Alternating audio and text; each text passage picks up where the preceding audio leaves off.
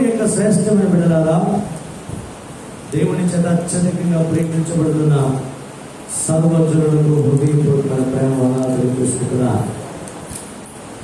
ఈ దినము కొరకు ఏర్పాటు చేయబడిన శ్రేష్టమైన వాక్య భాగము కొరింథీయులకు రాసిన పత్రిక 3వ అధ్యాయము 6, 7, 8 వచనాల నుంచి దేవుడు మనందరితో మాట్లాడుగాక.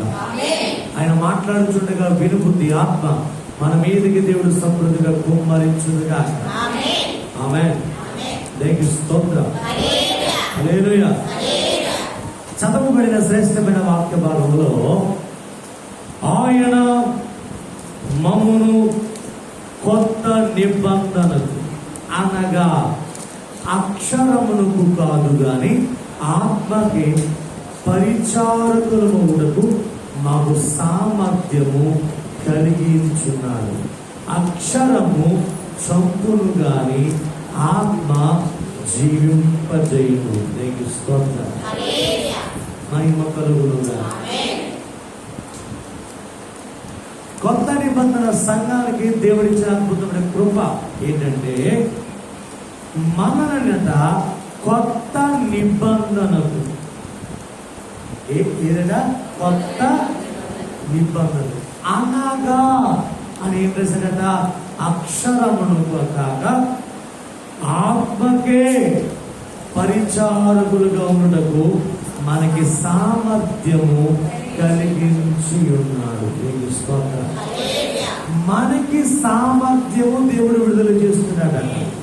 దేని కొరకట? అక్షరముకు కాదు గాని ఆత్మకే. అక్షరముకు కాదు గాని ఆత్మకే పరిచారకులుగా ఉండటకు సామర్థ్యమును దేవుడు మనందరికీ కలుగజేస్తున్నాడు. దేవునికి స్తోత్రం. మహిమ కలుగునుగా. ఆమేన్. అక్షరము చంపును గాని ఆత్మ జీవింపజేయును. దేవుడు మాట్లాడుతున్న మాట ఏ అక్షరము చంపుతుంది, ఏ ఆత్మ జీవింపజేస్తుంది అంటే, ఈ లోక సంబంధమైన అక్షరము కూడా మనం చంపునట్లుగా ఎదుటివారి మాటలలో ఆ చంపుటకు వాడబడుతున్న మాటలు ఎన్నో ఉంటాయి. మీరు ఇలా అయిపోవాలని, మీ జీవితంలో నాశనం అయిపోవాలని అక్షరమును వారు వాడతారు కదా. వారు బలమును వాడేంత బలవంతులు కాకపోతే వారు వాడేది ఏంటి? ఖచ్చితంగా అక్షరమే వాడతారు కదా. ఆత్మ సంబంధంగా వాక్యానుసారంగా కూడా అక్షరము చంపుతుంది కానీ ఆత్మ అక్షరం మరి దేవుడిచ్చిన అక్షరమే కదా, దేవుడిచ్చిన వాక్యమే కదా. ఇది ఎందుకు చంపుతుంది?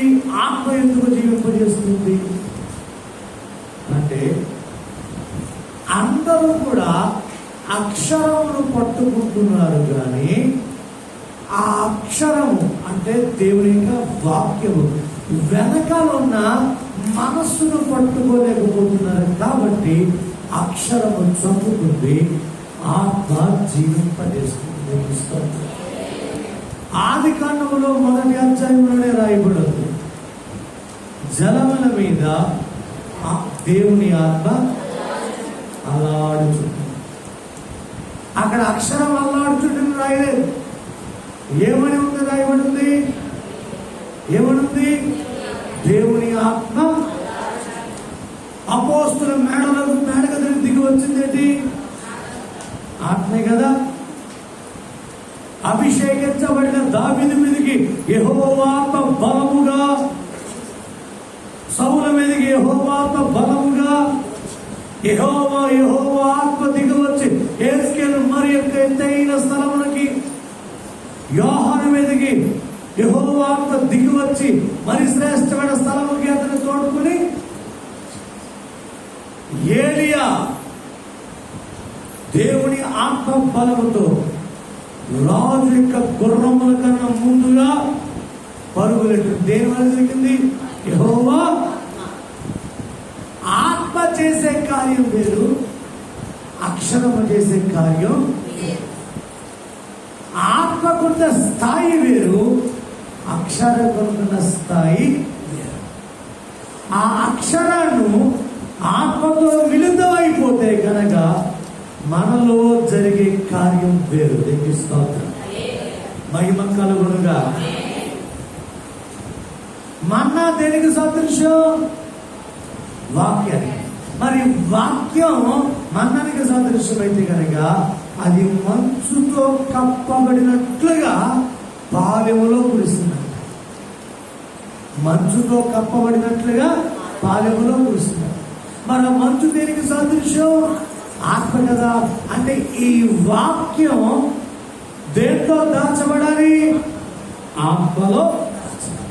ఆత్మలో దాచబడిన వాక్యం అయితే నిన్ను జీవింపజేస్తుంది. ఆత్మలో దాచబడిన వాక్యం అయితే నిన్ను చంపుతుంది. సంఘములో ఏం పని చేయాలి? ఆత్మ పని చేయాలి. పాటలలో ఏం పని చేయాలి? ఆత్మ పని చేయాలి. ఆరాధనలో ఏం పని చేయాలి? ఆత్మ పని చేయాలి. వాక్యము వివరించడంలో, వాక్య ప్రత్యక్షతను విప్పుటలో ఏం పని చేయాలి?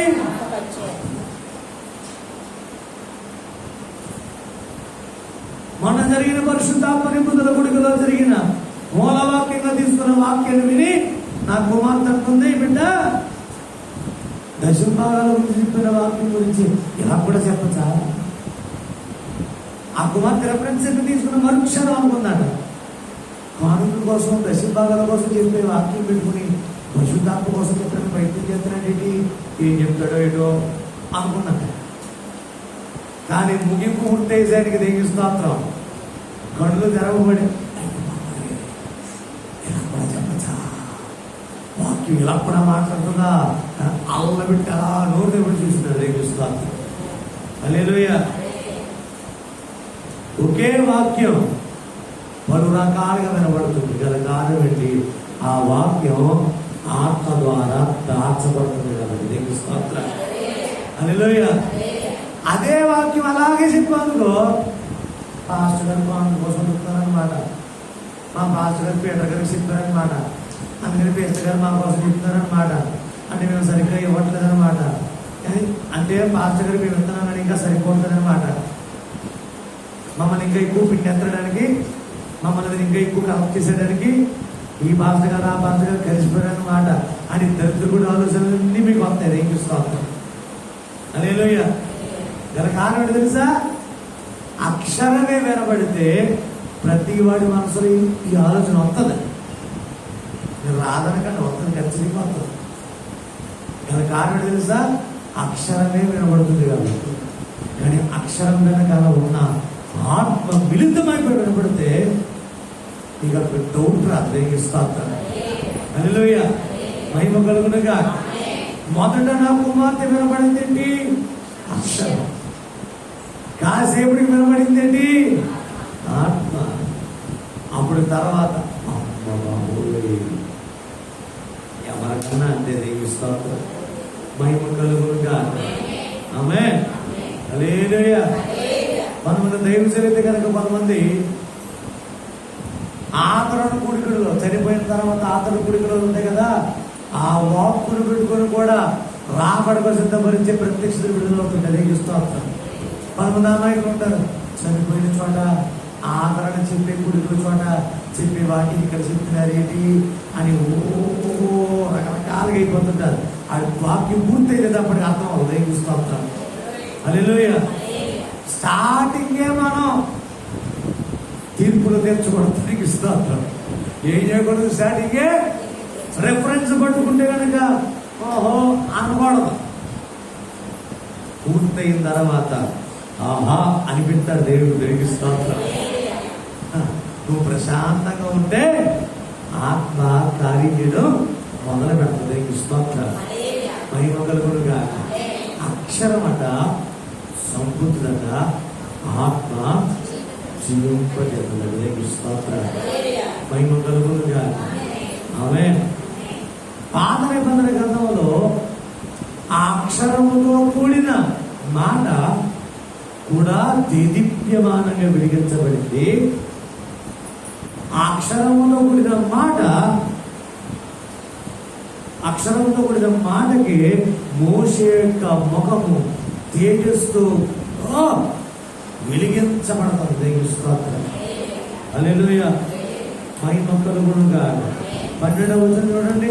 తగ్గిపోతున్న మహిమ కాంతమును ఇశ్రాయేలు తేరి చూడకుండానట్లు మోషే తన ముఖము మీద ముసుగు వేసుకొనును. అది ఏ మహిమట? తగ్గిపోతున్న మహిమ. ఏ మహిమ? అసలు ఈ మాట మనకు అంగీకారంగా ఉంటుందా?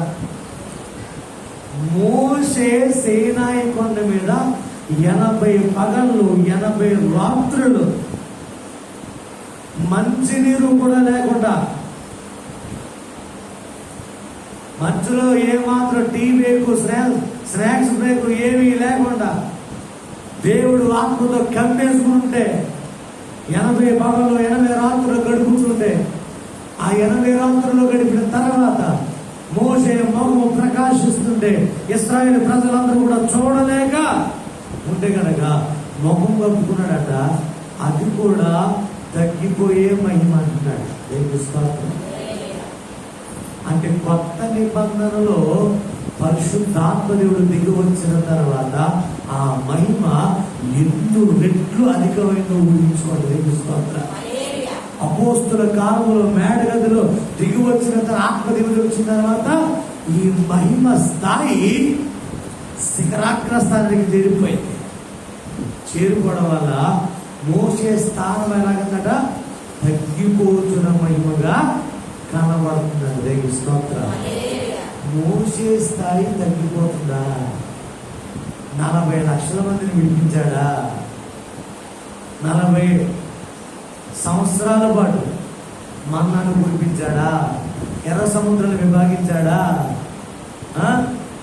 మన్నాను కురిపించాడా? బండలో నీరు రప్పించాడా? ఈ అంతా కూడా ఏంటంట? తగ్గిపోతున్న మహిమ. దేవుని స్తోత్రం. మీకేమైనా అర్థమవుతుందా? దేవుని స్తోత్రం. బండలు తీర్చుదా, ఎర్ర సముద్రాన్ని విభాగించుదా, 40 సంవత్సరాలు ఇశ్రాయేలుని నడిపించుదా. బీభత్స, పగలు మేఘస్తాము, రాత్రి ఎక్కిస్తాము. ఈ మొత్తం అంతా కూడా తగ్గిపోతున్న మహిమగా అంటున్నారు. మరి ఏంటి దేదీప్యమానంగా అంటే కొత్త నిబంధన సంగమత దేదీప్యమానంగా వెలిగించబడుతుంది. గల కారణం ఏంటో వ్యత్యాసం తెలుసా? ఒక్కటే కారణం. ఆ కాలానికి ఏం లేదంటే యేసు రక్తం లేదు. మనకేముంది? అదొక్క కారణం చేత స్థాయి ఎంత పెరిగిపోయిందంటే నువ్వు నీ వల్ల కాదు. దేవుని స్తోత్రం. ఏమో మీ వల్ల అవుతుందేమో కానీ నా వల్ల అయితే అంతకన్నా కాదు. దేవుని స్తోత్రం. నాకు అంత జ్ఞానం లేదు. దేవుడి ఇచ్చిన కృపలో ఏదో కొంతమంది అర్థం చేసుకుని ఆహా ఓ అని ముగిసిపోవడం తప్ప పరిపూర్ణ కృప నాకు ఇంకా విడుదల అవ్వలేదు. దేవుని స్తోత్రం. హల్లెలూయా. మహిమ కలుగునుగా. ఇప్పుడు దేవుడు మాట్లాడుతున్నాడు. బిడ్డ ఇదిగో 9వ వచనం చూడండి. శిక్షకి విధికి కారణమైన పరిచర్య మహిమ కలిగినదైతే నీతికి కారణమైన పరిచర్య ఎంతో అధికమైన మహిమ కలుగుతుంది కదా. దేవుని స్తోత్రం. ఆ పరిచర్యకి దేనికి కారణమైందట చెప్పాలి? శిక్షా విధికి. ఎలా పాస్టర్ గారు అంటే కనుక అప్పుడు ఏమున్నాయి? ఆజ్ఞలే కదా. పాత నిబంధన అంతా ఏముంది? ఆజ్ఞలే.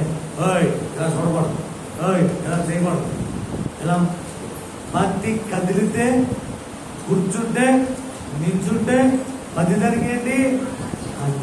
ప్రతి పాపానికి బలి అర్పణ ఎలా చేయాలో అన్ని కూడా అంతా ఆ మొత్తం క్రమాలే కదా. దానివల్ల ఏం జరిగిందంట? దేవుడి యొక్క నిత్య సంకల్పం అనుకున్నట్టుగా.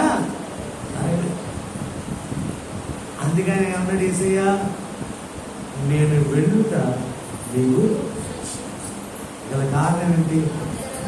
నీకు ఆదరణకర్తను మీ వద్దకు సదాకాలం ఆయన ఏం చేస్తుంటే మీ వద్ద ఆదరణకర్త ఎవరు?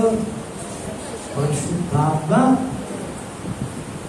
మనం చేస్తున్న ప్రార్థనలు ఏంటి?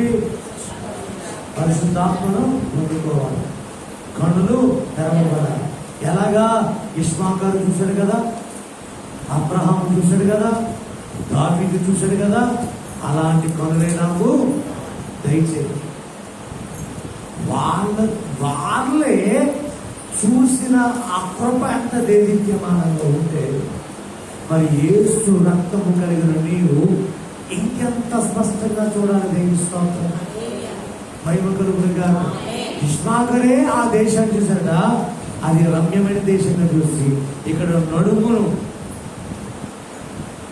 ఉంచాడట బట్టి చేయడానికి. అబ్రహాము దూరంలో ఉన్న దేశాన్ని చూసి వందనమని చేసి సాగిపోయాడట. దావీదు కూడా అలాగే చూసి ఆనందించాడట. పాత నిబంధన గ్రంథములో పరిశుద్ధులకే అంత శ్రేష్టమైన ప్రత్యక్షత అంటే మరి కొత్త నిబంధన యొక్క యేసు రక్తము కలిగిన మనకి ఇంకెంత ప్రత్యక్షత దగ్గర. హల్లెలూయా. ఇంకెంతగా చూడగలుగుతావు, ఇంకెంతగా ఆయన బహు సూటిగా బహు తేటగా చూడగలుగుతావు అంటే ఆత్మ మనలో వస్తే ఏం జరుగుతుందంటే ఈ అక్షరముతో కూడిన ఆజ్ఞకు లోబడే మనసు అప్పుడు. దేవుని స్తోత్రం. హల్లెలూయా. ఆత్మ కలిగి ఉన్నప్పుడు దేవుడి హృదయములో దాచబడిన ఉద్దేశాన్ని అక్షరంగా చెప్పాడు కదా, దానికి లోబడి మనసు ఎవరు విడుదల చేస్తారు? పరిశుద్ధాత్మ దేవుడే. పరిశుద్ధాత్మ దేవుడు మనతో పాటు లేకపోతే ఈ వాక్యానికి లోబడే మనసు ఈ భూమి మీద ఎవరికి కూడా ఉండదండి. అందుకనే ఇశ్రాయేలు ప్రజలు ఏం చేశారట? విడిపించబడ్డారు కానీ కానానికి గల కారణం ఏంటి అంటే వారు నడిపించబడుతున్నారు, అక్షరము చేత నడిపించబడుతున్నారు. వారి సంపూర్ణంగా వారు ఆత్మ నింపుదల కలిగి వారు లేరు. ఇశ్రాయేలు ప్రజల మీద ఆత్మ దిగి రాలేదు. ఆత్మైన దేవుడు ముందు నడుస్తున్నాడు, అగ్ని వలె నడుస్తున్నాడు, మేఘం వలె నడుస్తున్నాడు తప్ప వారి మీదికి రాలేదు, వారిలోకి రాలేదు, వారిలో వచ్చి నివసించలేదు. కాబట్టి ఏం జరుగుతుంది? పలుమార్లు వాళ్ళు దేవునికి వ్యతిరేకంగా కార్యాలు జరిగించలేదా? మోషే అక్కడ ఉన్నాడు, కింద ఏం చేశారు దుర్మతులు? ఒకటి చేసుకుని అద్భుతంగా డ్యాన్స్ వేయలేదా? కానీ ఆత్మదేవుడు లోపల ఉంటే, ఆత్మదేవుడు మనలో ఉంటే ఖచ్చితంగా ఆ డ్యాన్సులు గట్ట ఏముంటుందా? దేవునికి స్తోత్రం. హల్లెలూయా. చిన్న బిడ్డలు ఎదుగుతున్నప్పుడు ఆ క్రిస్మస్ డ్యాన్సులు కాస్తూ వేయాలనిపిస్తుంది. కొంచెం పెద్ద అవుతున్నప్పుడు, వాక్యం ఉంటున్నప్పుడు, పరిశుద్ధాత్మ మనసులో పట్టుకుంటున్నప్పుడు దైవజనుడు వద్దు బిడ్డ అంటే సరే వద్దు, దైవజనుడు చెప్పాడు కదా లోపడిపోతామని చెప్పి అటువైపు మనసు లేకుండా సంపూర్ణంగా విరిచివేయబడుతుందండి. గల కారణం ఏంటి? మనసు నొచ్చుకోకుండా కాస్త కూస్తో బిడ్డలందరూ ఏకీవిధ గల కారణం ఏంటి అంటే ఆత్మదేవుడు దానికి తగినట్టుగా ప్రాణాత్మ దేహాన్ని ఏం చేస్తున్నాడట? సిద్ధపడి చేసి జీవింపజేస్తున్నాడు. దేవునికి స్తోత్రం. హల్లెలూయా. మహిమ కలుగునుగా. అలవాటు అయిపోయిన సంఘాలుగా ప్రతి సంవత్సరం కూడా డ్యాన్స్ ఏం చేసామనుకో, ఒక్కసారిగా మానేసామనుకో, దేవుడి గ్రూపులో మన పిల్లలు ఎవరు కూడా చర్చికి రారు. వీళ్ళకి ఆరేడు తెలుసా? అప్పుడు డ్యాన్స్ చూడకుండా వచ్చాం, ఇప్పుడు డ్యాన్స్ మానేస్తారు కదా, రా ఇస్తాను. అన్నీ మారిపోయాడు, అన్నీ ప్రేమ లేదు, మా తల్లిదండ్రులు ప్రేమ లేదు. అప్పుడంటే ఎంత బాగా ఇచ్చేవాడు. ఓ తెగ ఆడేసుకున్నాను, అలా ఆడేసుకున్నాను. ఇప్పుడు ఆడడానికి కుదరట్లేదు. ఎవరా మీరు వెళ్ళిపోండి. మొంకు పట్టుకొని భయంకరంగా ఏడిసి తొలింత పేరు మాత్రం తెచ్చుకురారు. వీళ్ళ కారణం తెలుసా? మనసు ఎక్కడ ఉండిపోయిందంటే అవి ఉండిపోయింది. దేవుడి కృపల పిల్లలు రాగలుగుతున్నారంటే గల కారణం రావడమే కాదు, అద్భుతంగా ఆత్మను పొందుతున్నారంటే గల కారణం ఏంటి? ఆత్మ వాళ్ళని అక్షరం వెనకాల దాగి ఉన్న దేవుని మనస్సు వైపు బిడ్డలని త్రిప్పింది. కాబట్టి మనస్సు వారికి కలగట్లేదు. దేవుని స్తోత్రం, హల్లెలూయా, మహిమ కలుగునుగా. కాబట్టి అక్షరం ఏం చేస్తుందట? నేను కాస్త ఇబ్బంది పెట్టుకుంటుంది, కానీ అక్షరం ఆత్మలో మిళితమైపోయింది అనుకో, నేను ఏం చేస్తుందట? ఎంత కష్టమైనా ఇష్టంగా చేస్తా. దేవుని స్తోత్రం, మహిమ కలుగునుగా. మరి వచ్చే సంవత్సరం పరిశుద్ధాత్మ నింపుదల కూడిక 365 రోజుల నిబంధన ప్రార్థనలు జరిగించబడాలి, ఏకీభవించాలంటే కనుక ఇప్పుడు అక్షరమే నీకు బయలుపడి చేస్తే కనుక ఏం చేస్తామంటే, మా భాష గారు కొంచెం చేతస్థ ఎక్కువైపోయింది, మా భాష గారు ఖాళీ బాగా ఎక్కువైపోయింది, మా ఊడు కొంచెం సెండారుడుగా తయారైపోయాడు, కొంచెం మెంట్లు కూడా కొంచెం వచ్చేసింది, యేసయ్యా కొంచెం మాట్లాడే అని చెప్పి నా పక్షాన్ని మీరు ప్రార్థన చేసి విచిత్రమైన ప్రపంచాలు. కానీ దేవుని కృపలో ప్రార్థన మొదలెట్టిన తర్వాత నమ్మకంగా గడుస్తుంటే కనుక, ఒక్కొక్క రోజు గడుస్తుంటే కనుక ఆ ఫ్లేవర్ కనుక, ఆత్మలో తాగిన ఫ్లేవర్ నీ మనసుకు కనుక తాగిందనుకో, ఆపెత్తి ఏడుకొచ్చాను తెప్పిస్తాం. హల్లెలూయా. అప్పుడు ఏం జరుగుతుంది? ఆపెత్తి ఏడుకొచ్చింది కదా. కాదు తెలుసా? ఆత్మ హృదయాన్ని సిద్ధం చేసి నిన్ను జీవింపజేయడానికి నిన్ను రాకడ కోసం సిద్ధపరుస్తుంది. కాబట్టి ఆత్మ నిన్ను జీవింపజేస్తుంది. హల్లెలూయా, మహిమ కలుగును గాక. ఆమేన్. దేవునికి స్తోత్రం, హల్లెలూయా. కాబట్టి మనందరికీ ఆత్మ కావాలంట వద్దంటావా? నీకు అందరికీ కావాలంట వద్దంటావా? ఫుల్గా కావాలా, సగం కావాలా? చెప్పండి. సంపూర్ణంగా నింపబడాలా, సగం నింపబడాలా? బాప్తిసం పొందుకోవడం ద్వారా పరిశుద్ధాత్మ నింపుదల వరం పొందుకుంటావా? అన్ని పొందుకుంటావా? దేవునికి స్తోత్రం, హల్లెలూయా.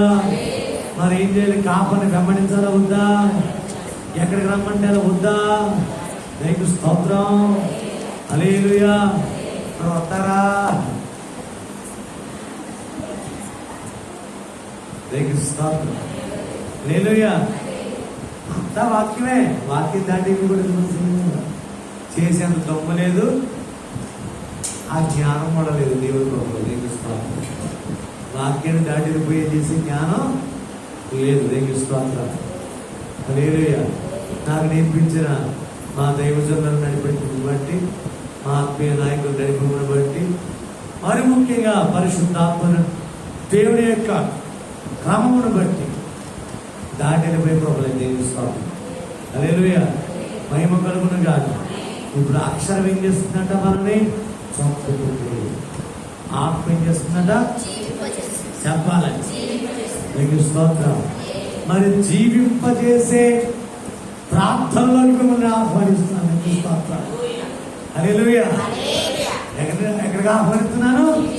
జీవింపజేసే ప్రార్థనలోకి, జీవింపజేసే ఆత్మ నడిపింపులోకి, జీవింపజేసే రాకడికి సిద్ధపరిచే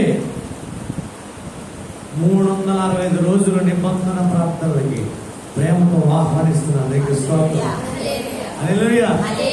ఎందుకు?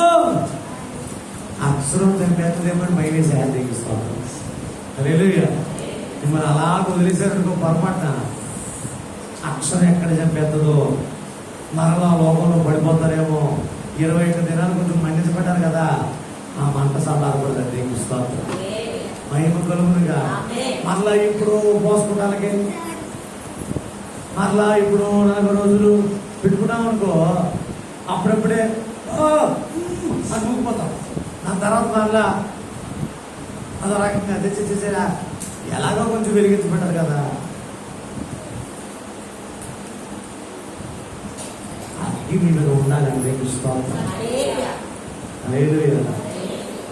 ఒకటే ఆశ, ఒకటే కోరిక. మన దానిలో అన్నగారి దగ్గరికి వెళ్తే ఒక మాట చెప్తారు, భలే అనిపించిందమ్మా. అన్న ఏలియా పడిపోయిన బలిపెట్టాలని ఎందుకు కట్టాడు అన్న అని అడిగాడు. నాకు రకరకాల సంబంధాలు వస్తాయి కదా, ఆయన చెప్తాడు, మీరు చెప్పండి అన్న. ఏలియా అన్నా సరే కొత్త బలిపీఠం కడితే పని అవ్వదు. ఏలియా అన్నా సరే కొత్త బలిపీఠం కడితే పని అవ్వదు. గల కారణం ఏంటంటే ఆల్రెడీ ఎదురేముంది, ఒక సవాలుతో కూడిన ఒక పరిచయం ఉంది కదా. బయలు దేవుడా యెహోవా దేవుడు తేల్చుకున్నామని కదా వెళ్ళారు. మా రాజు ఎంతమంది? 400 మంది. మరి ఏలియా ఎంతమంది? ఒకటే. ఇప్పుడు బలి పశువు మీద, ఆ బలిపీఠం మీద బలి పశువుని పెట్టి ప్రార్థన చేస్తే అగ్గి, ఇప్పుడు అగ్గి దిగి రావాలంటే ఖచ్చితంగా ఏదైనా సరే అది పరిశుద్ధపరచబడాలా లేదా చెప్పాలి. ఉపకరణాలని పరిశుద్ధపరచబడాలా లేదా? పరిశుద్ధపరచబడుకున్నది వాడబడుతుందా చెప్పాలి. అంటే ఇప్పుడు కొత్తగా బలిపీఠం కడితే ఫస్ట్ ఏం జరగాల? అంత సమయం ఉంది అక్కడ? అంత సమయం ఉంది అక్కడ? లేదు కదా. కానీ అది పడిపోయిన బలిపీఠమే. కానీ దానికి ఉన్న ఒక్కొక్క తెలుసా? దానికి అగ్నితో తెలుసు. దేవుని స్తోత్రం. అది ఆల్రెడీ మండించబడదు. దేవుని స్తోత్రం.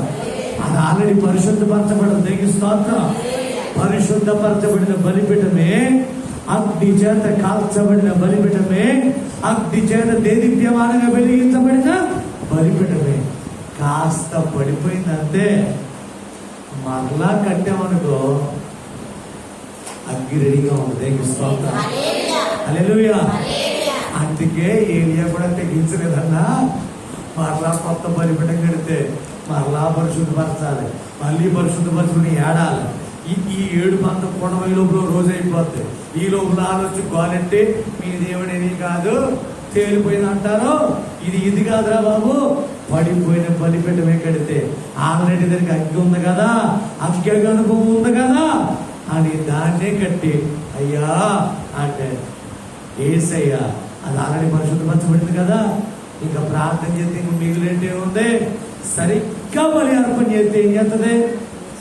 అగ్గి దిగొచ్చేంత దిగిస్తాం. నాకు మనోనేత్రాలు పేర్లు తెరవంటి దిగిస్తాం. మహిమ కలుగునుగా. నిజమే కదా అనిపించిన క్షణం కదా. అది ఆల్రెడీ అగ్ని కలిగిన బలిపెట్టమే కదా, ఆత్మ కలిగిన బలిపెట్టమే కదా. అందుకే మీలో ఆత్మ తగ్గకూడదనే ఈ ప్రయత్నం. దైవిస్తాం. ఇప్పుడు వదిలేస్తే ఏమవుతుందంటే పడిపోయిన బలిపీఠంగా మారిపోదు. మరలా ఏలియా కట్టినట్టుగా మరలా నేను కట్టాలి, నేను కూర్చుని పడవని ఆల్రెడీ కట్టిన జరుగుతున్నాలో ఇంకా 10 రోజు బలి అర్పణ చేసేద్దాం. దిగిస్తాం. ఆ బలిపీఠం అగ్గి దిగుచ్చేలా చేద్దాం. దిగిస్తాం. ఈ బలి అర్పణ కట్టబెడుతూ కొప్పెడు తెలుసా? అక్కడ పిచ్చుకులు కానీ, మట్టి కానీ, చెత్త కానీ, దరిద్రం కానీ బలిపీఠం మీద వస్తుందా? అగ్గి బగ బగ బగ బగ మండిపోతే ఏ దగ్గరకు వస్తుంది? తిరిగి స్తోత్రం. మీరు మండుతూ ఉంటే సాధారణంగా వస్తాడా? మీరు మండుతూ ఉంటే కనుక అపవాది నీ కుటుంబంలో ప్రవేశిస్తుందా? మీరు మండుతూ ఉంటే కనుక ఏదైనా అపవాదికి ఛాన్స్ ఉంటుందా? ఉండదు. దేవుడు అనుమతింటే తప్ప. దేవుని స్తోత్రం. ప్రతిరోజు యోగు బలిపీఠం కట్టలేదా? ప్రతిరోజు బలి అర్పణ చేయలేదా? కానీ దేవుడు అనుమతింతే కదా వచ్చింది ఆ శ్రమ. మన బలిపీఠాలు మండించబడుతున్నాయి అనుకో, దేవుడే ఎప్పుడైనా నీ పరీక్షని కాస్త పెంచాలని ఆయన అనుమతిస్తాడు తప్ప ఈలోపు కావాలని బుద్ధిపూర్వకంగా కానీ దరిద్రంగా కానీ ఎవ్వరూ మనం బాధించబడదు. దేవుని స్తోత్రం. నా సంఘము రాకడలో ఉన్న దేవుని స్తోత్రం.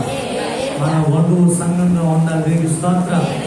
ఎత్తబడే గుంపులో దేవుని మహిమగల రాజ్యంలో సియోను పురములో ఉన్నతమైన స్థాయికి చేర్చబడాలంటే ఏం జరగాలంటే కనుక బలిపీఠము ఆరడానికి వీలు. దేవునికి స్తోత్రం. అందుకే ఈ కృప మీకు విడుదల ప్రకటించబడుతుంది ఆత్మ దేవుని సహాయం ద్వారా. దేవునికి స్తోత్రం. ఇక మీద ప్రార్థన నీకు ఇంకా ఆగం కొనసాగించబడతానే ఉంటుంది. దేవునికి స్తోత్రం. ప్రతిరోజు సంఘముగా అపోస్తల కార్యంలో కూడా ఉంది. ఆ దినమును సమీపించగలిగి మరి ఎక్కువగా కూడుకుని సహవాసం ఉంటుంది. రొట్టె విరుచుడి ఉందా లేదా? మరి రాకడ సమీపిస్తుంది కదా, మరి ఎక్కువగా కూడుకోవాలి కదా. అందుకనే మనం కలుసుకున్నాం. దేవునికి స్తోత్రం. హల్లెలూయా. నిరంతరము కలుసుకుందాం. దేవునికి స్తోత్రం. అసలు అగ్గి తగ్గడానికి వీలు లేదు. ఆమేన్. దేవునికి స్తోత్రం. ఆమేన్.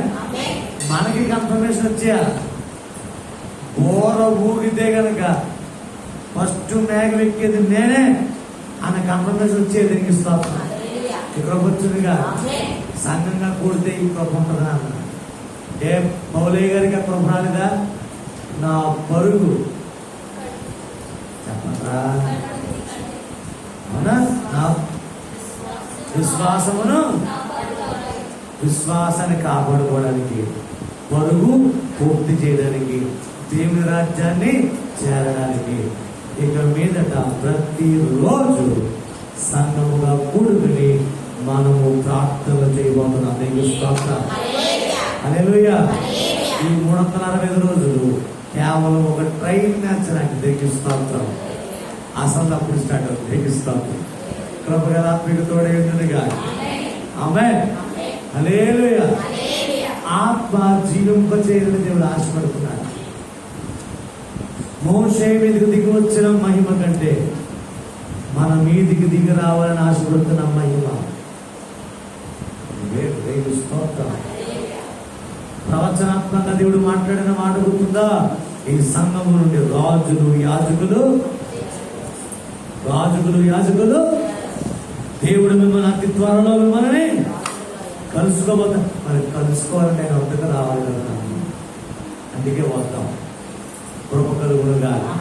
ఈ సంఘము నుండి రాజులు లేవనెత్తబడుదురుగా, యాజకులు లేవనెత్తబడుదురుగా. ప్రపంచాన్ని ఏలుబడి చేసే కృప ఈ సంఘము నుండి బయలు వెళ్ళునుగా. ప్రవచనాత్మకంగా విడుదలైన దేవుని వాక్యం మన జీవితంలో జరుగునుగా. కాబట్టి రోజు రోజుకి ఏమో ఎలా ఉన్నారంటే కసి పెరిగిపోవాలి. దేవునికి స్తోత్రం. హల్లెలూయా. ఎప్పుడు 9:30 అయిపోతుంది అన్నట్టుగా ఉందా? అయ్యి బాబాయ్ చిచ్చే కాదా అనుకుంటా. దేవునికి స్తోత్రం. హల్లెలూయా. నువ్వు పొరపాటు ఒకరోజు అన్నావు అనుకో, నీ బలిపీఠం పడిపోయింది. ఆహానాదన్యత అన్నావు అనుకో, నీ బలిపీఠం బాగుంది. దేవునికి స్తోత్రం. ఈ ప్రపంచునిగా. ఆమేన్. ఈ ఉజ్జీవంలో మనం ముందుకెళ్ళిపోదాం. రాకడికి సిద్ధమైపోదాం. ఎవరున్నా లేకపోయినా ఈ ప్రాంతంలో ఈ సంఘం మాత్రము దేవుని కలుసుకునే సంఘంగా నిక్కముగా ఉండాలి. దేవునికి స్తోత్రం. ఇదే మన ఆశ, ఇదే మన గమ్యం. గురి యొద్దకు పరుగులెడతాం. ఈ కృప మనకు వచ్చింది కాదు. ఆత్మ జీవింపజేయడానికి ఇష్టపడతాం. ఆయన ఇష్టపడుతున్నాడు. మనం ఆత్మ స్వాధీనంలో ప్రయత్నం చేద్దాం. ఇక మీద సంఘముగా ప్రతిరోజు కూడుకుని ప్రార్థన చేద్దాం. ఈ కృప మనందరికీ కలుగునుగాక. కళ్ళు మూసుకుని ప్రార్థన చేసుకుందాం. ప్రార్థన.